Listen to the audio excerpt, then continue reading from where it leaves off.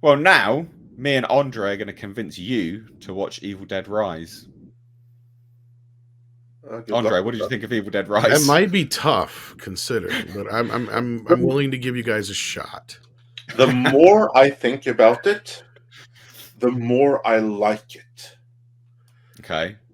I actually had a really good time with it. I thought it was much more intense than I was expecting. I was surprised how far they went with some things there. Mm. Really intense, really brutal. Like with most of like demonic possession stuff like that, it's like always there's like some mercy there, or not mercy, but you kind of like you have a chance. But no, not here.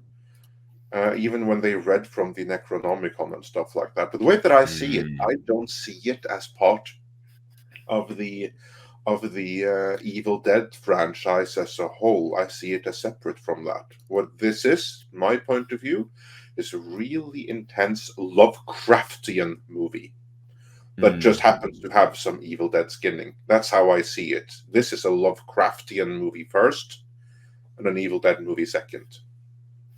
Okay. Yeah, I can see that. I can see that.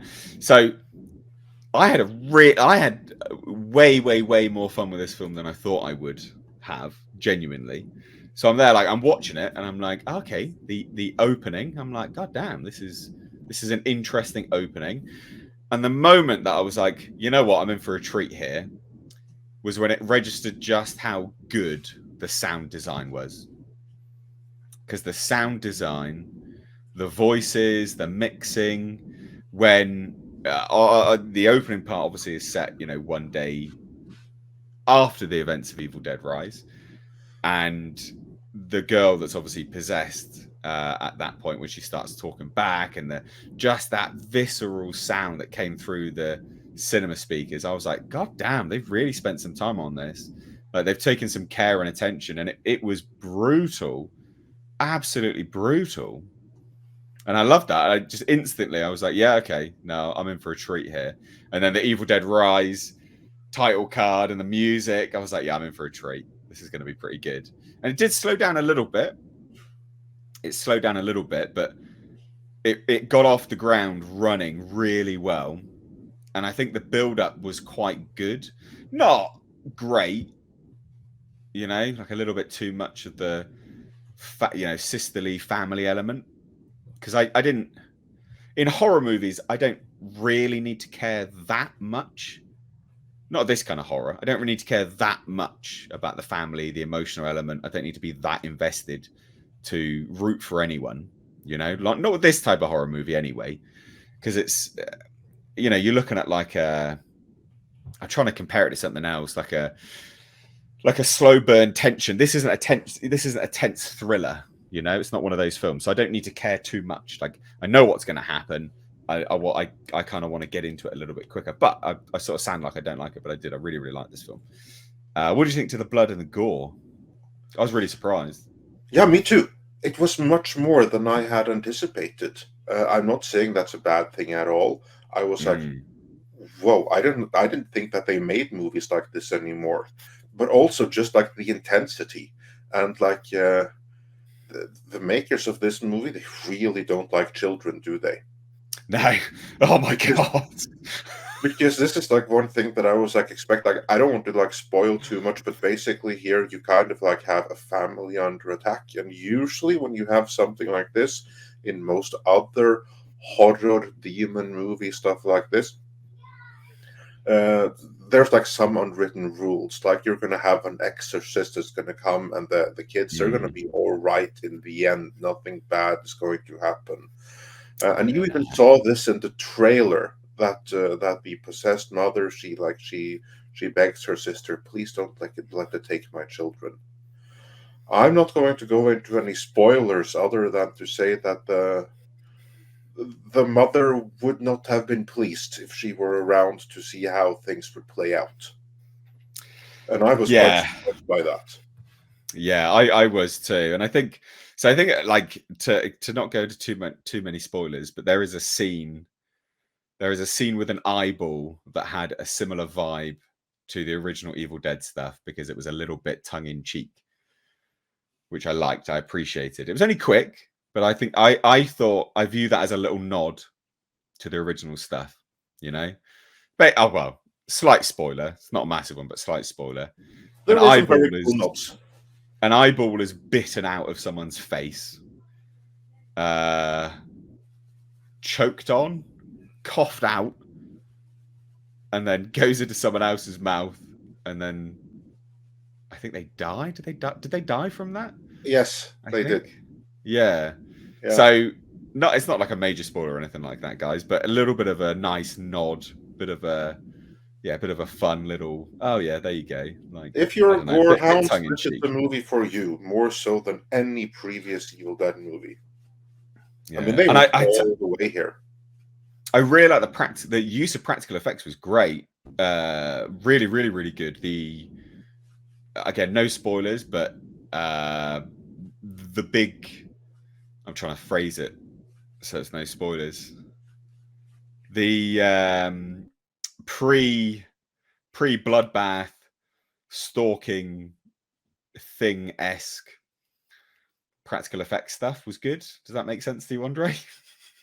It makes perfect sense. Again, proper Lovecraftian horror. I mean, this is one of the best Lovecraftian films that are based on Lovecraftian ideas, but not anything directly from Lovecraft, other than obviously the Necronomicon, for those that think that's something that originated with Evil Dead. No, like Sam Raimi ripped that off of Lovecraft.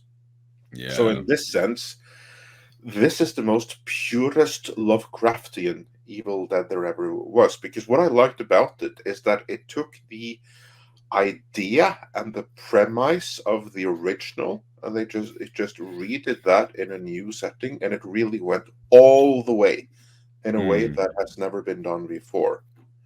And it's like, again, as like where Lovecraftian horror goes, this is the purest example of it since The Mist.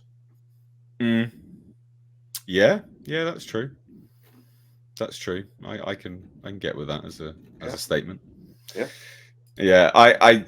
It was a good film from start to finish.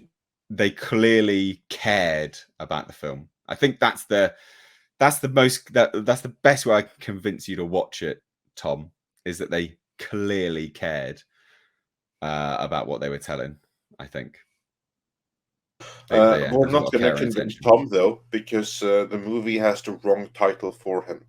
Because Tom's issue is that it's... and I understand that, because it's called The Evil Dead. It's part of the Evil Dead franchise, whereas I think that they would have been better off calling it the Necronomicon or something like that, to like divorce it a little bit more. Because the only thing that you really have from the Evil Dead here is the core concept, and you have some of the iconography. You do have that. However, many people today, and justifiably so, they associate it with Bruce Campbell, with Ashley Williams, and with the camp that goes with that.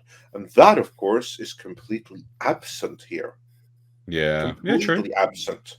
The only thing that can be like construed as campy is that scene you just referenced with the eyeball and everything. But beyond that, there ain't no camp in here. There's no Ashley Williams. And for anyone that associates Evil Dead with that, you're going to be disappointed by this movie.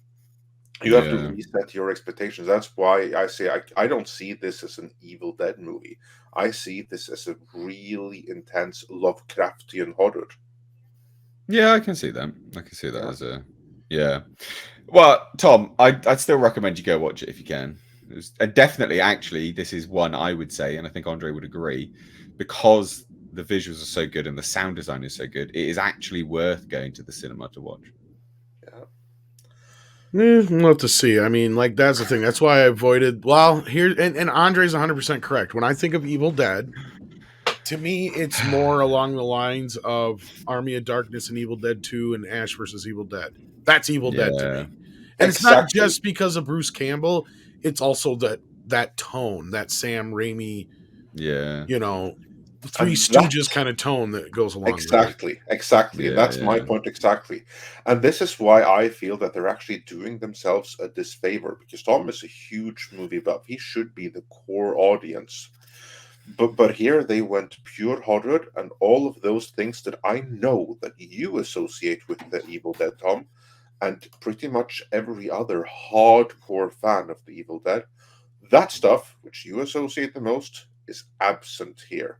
This movie right here, the reason I like it, which is often the case when I like a remake or reimagining or something like that, is because I'm not a hardcore fan of the source Mm. material, which means I'm able to separate the two. And Mr. H, I bet that it's the same thing with you. You're not a huge fan of the Yeah. original.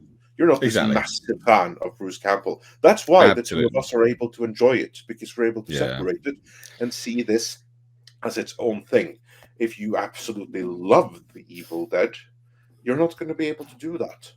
Which Yeah, is no, why I you're feel completely right. that I kind of like wish that they had started out doing an Evil Dead remake, and then they realized, you know what? This is a really, really great movie, and I don't think that we need the Evil Dead name to sell it. Yeah. Let's call it something else. Yeah, true. Yeah, no, look, I agree. I do agree. And if they had done that, Tom would have seen it and probably liked it. Yeah, true. Yeah, because I actually have the remake of Evil Dead, but I've never watched it. Oh, it's better than that. Yeah, and I've heard better. that. I've heard Yeah. that. But like I mean, and the reason is just because of what most people have told me is just that it's not the same tone Yeah, as the okay. original. And I'm just like, then why remake the Evil Dead? Just make it something else. Like, Exactly. and I mean, and that goes along similarly like with the remake for Child's Play, right? We got the better version of that in Megan. Because that's what I said when that Yes. came out. I was like, why didn't they just make it its own thing? Because the thing going against this movie is that this sounds like the opposite problem. It sounds like they should have just called it something else, maybe, or like Death Rise or something like that, because it's in a high rise or whatever. So I don't know, just anything. Yeah. Tower of Terror, just to piss Disney off. Well, it was supposed to be. I say this is the interesting thing. It was supposed to be an HBO Max film, but again, the moment I Right. started watching it, I was like, I can see why they put this in theaters. They did spend some money on it. Like, I'm amazed it was supposed to be an HBO Max film. Well, Like, that's I'm the thing is watching they were this and I'm spending like, the kind of money on those yeah. movies, like we learned from Batgirl. I mean, sure, that's not as much as most Mm. superhero movies cost, but $80 million is nothing to sneeze at for a budget. Yeah, it wasn't. Yeah, well, this definitely wasn't that much. I think this had a budget of like $15 million or something. Well, and like that's that. the beauty of horror, right? Usually. Well, I knew people that worked on this, and they were telling me at the time, they were like, "No, this is a decent film," and I was like, really?" But then I watched it, I was like, "No, true, no, it's a pretty bloody decent film." Well, I mean, I don't really count made for streaming anymore as anything different because my favorite movie of the year so far is made for streaming. So, one of my favorite movies of last year was made for streaming. What movies are they? Tetris this year so far, and last year was Beavis and Butthead Do the Universe. Okay. Well, look, I can't convince you to watch it, but I think you should. You'd have a good time. I'll probably check it out when it comes on video. I just don't know if I'll spend the money to go see it in theaters because next week I'm going to see Guardians of the Galaxy 3. So I'll request someone to do a fan edit just for you, where they change the title into something else. That'll make it easier. But I really stand by that, and like your friends that worked on this, yeah, they deserve a good solid pat on the bum, because every dollar here was up on screen. You can totally tell that there was some money put onto this, and the beauty with horror, you really don't need that much money for it to look really, really good. Sound design was terrific. The cast was brilliant all around. But the interesting thing. You say about the cast, the interesting thing, the lead who plays the mother, who becomes the Deadite, Alyssa Sutherland, was told by one of her agents she'll never get acting because she's too old now. And so she binned off that agent and then got another one, and then boom, hey presto, literally one of the standouts in a, like a horror resurgence film, basically. She's fantastic in it. She's so incredibly good.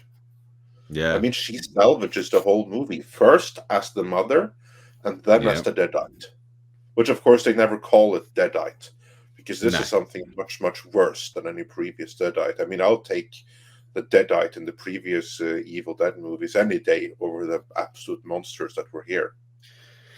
Well, they just called them demons, didn't they? I think in this one, they were just like, I'm a demon or something like that. Yeah, for a lack of a better term, that's kind of like what it was. Because, again, like very slight spoiler, because we are in the movie, it's like you get like the backstory with some priests trying to do like research into this book, trying to see what's on the other side. Usually, priests and demonologists, they can do exorcisms and they can kind of like keep things somewhat under wrap. Not this time. And this is kind of like where the Lovecraftian thing comes in, because here is some truly cosmic horror that you have no idea what is, but more importantly, you have no idea how to control. Yeah. Ain't no ash that's going to stop this thing. And that also, like the opening sequence was also brilliant just for that. It's kind of like two movies in one. Yeah, I really like the opening. The opening Yeah, just it's brilliant. hooked me. I was like, ah, yes, I'm in for a good one here. This is going to be decent. I enjoyed it a lot. So you should watch it, Tom, if you can. If you yeah, absolutely. I think it's going to be pushed to streaming soon anyway, so you'll get your chance. Oh, I'm sure it will be. I don't doubt that for a second.